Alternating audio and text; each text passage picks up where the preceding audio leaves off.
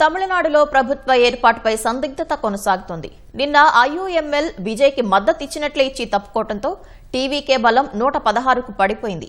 ఈ క్రమంలో 2 సీట్లు ఉన్న వీసీకే పార్టీ తీసుకోబోయే నిర్ణయంపై సర్వత్రా ఉత్కంఠ నెలకొంది. 2 సీట్లు ఉన్న వీసీకే అధికారికంగా టీవీకేకు మద్దతిస్తే ప్రభుత్వం ఏర్పాటుకు గవర్నర్ రాజేంద్ర అర్లేకర్ విజయ్ను ఆహ్వానించే అవకాశం ఉంది.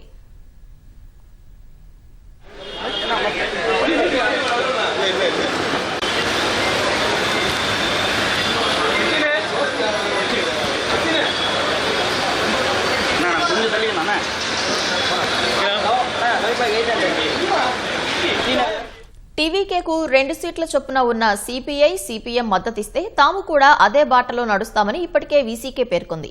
ఈ నేపథ్యంలో నిన్న ఐయుఎంఎల్ పార్టీల వీసీకే మాట మార్చకుండా ఉండాలని విజయ్ అభిమానులు ఆశిస్తున్నారు. మరోవైపు టీవీకే అధినేత విజయ్ వీసీకే చీఫ్ తిరుమావళవన్ను కలవనున్నట్లు తెలుస్తోంది. ప్రభుత్వ ఏర్పాటుకు మద్దతివ్వాలని కోరనున్నారని పార్టీ వర్గాలు తెలిపాయి.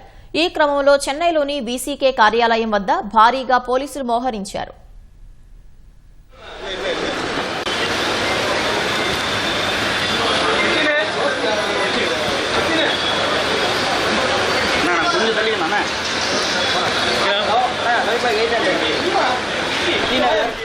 తమిళనాడులో ప్రభుత్వం ఏర్పాటు విషయమై శుక్రవారం హైడ్రామా నడిచింది.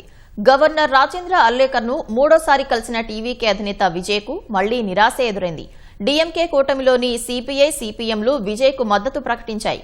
తమ పార్టీకి చెందిన 4 ఎమ్మెల్యేల మద్దతు లేఖలను టీవీకేకు అందజేశాయి. 2 ఎమ్మెల్యేలు ఉన్న ఐయుఎంఎల్ సైతం మద్దతు ప్రకటించింది. డీఎంకే కూటమిలోని మరో భాగస్వామ్య పక్షం వీసీకే కూడా టీవీకేకు మద్దతు ఇవ్వనున్నట్లు తెలిపింది. వీసీకే కాకుండా 118 మంది ఎమ్మెల్యేల మద్దతు ఉందని టీవీకే అధినేత విజయ్ మూడోసారి గవర్నర్ను కలిశారు. అంతలోనే ఐయుఎంఎల్ యూటర్న్ తీసుకుంది. టీవీకేకు మద్దతు ఇవ్వటం లేదని ప్రకటించింది. డీఎంకే కూటమిలోనే కొనసాగనున్నట్లు తెలిపింది. దీంతో తగినంత సంఖ్యాబలంతో రావాలని గవర్నర్ మరోసారి విజయ్కు సూచించినట్లు సమాచారం. ముఖ్యమంత్రిగా విజయ్ ఇవాళ ప్రమాణ స్వీకారం చేస్తారని ఆశించిన టీవీకే శ్రేణులకు ఈ పరిణామాలు నిరాశకు గురిచేశాయి. 2 ఎమ్మెల్యేలు ఉన్న వీసీకే ఇవాళ మద్దతు లేఖ అందజేస్తే టీవీకే సంఖ్యాబలం 118 కానుంది.